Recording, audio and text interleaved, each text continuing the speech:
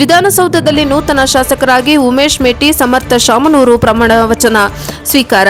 ವಿಧಾನಸೌಧದಲ್ಲಿ ನೂತನ ಶಾಸಕರಾಗಿ ಉಮೇಶ್ ಮೇಟಿ, ಸಮರ್ಥ ಶಾಮನೂರು ಪ್ರಮಾಣ ವಚನ.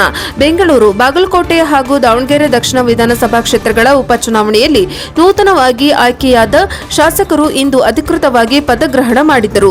ವಿಧಾನಸೌಧದ ಸಮ್ಮೇಳನ ಸಭಾಂಗಣದಲ್ಲಿ ನಡೆದ ಸಮಾರಂಭದಲ್ಲಿ ನೂತನ ಶಾಸಕರು ಶಾಸನಬದ್ಧವಾಗಿ ಪ್ರಮಾಣ ವಚನ ಸ್ವೀಕರಿಸಿದರು. ಬಾಗಲಕೋಟೆ ಕ್ಷೇತ್ರದ ಶಾಸಕ ಉಮೇಶ್ ಮೇಟಿ ಹಾಗೂ ದಾವಣಗೆರೆ ದಕ್ಷಿಣ ಕ್ಷೇತ್ರದ ಶಾಸಕ ಸಮರ್ಥ ಶಾಮನೂರು ಅವರಿಗೆ ವಿಧಾನಸಭೆಯ ಸಭಾಧ್ಯಕ್ಷರಾದ ಯುಟಿ ಖಾದರ್ ಅವರು ಪ್ರತಿಜ್ಞಾವಿಧಿ ಬೋಧಿಸಿದರು. ಸಂವಿಧಾನದ ಹೆಸರಿನಲ್ಲಿ ಪ್ರಮಾಣ ವಚನ ಸ್ವೀಕರಿಸಿದ ನೂತನ ಶಾಸಕರಿಗೆ ಸಭಾಧ್ಯಕ್ಷರು ಶುಭ ಕೋರಿದರು.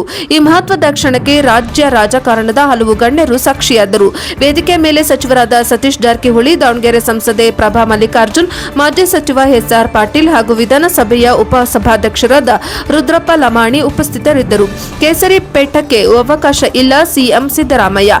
ಕಾರ್ಯಕ್ರಮದ ನಿರ್ವಹಣೆಯನ್ನು ವಿಧಾನಸಭೆಯ ಕಾರ್ಯದರ್ಶಿಗಳಾದ ಎಂಕೆ ವಿಶಾಲಾಕ್ಷಿ ಅವರು ನಡೆಸಿಕೊಟ್ಟರು.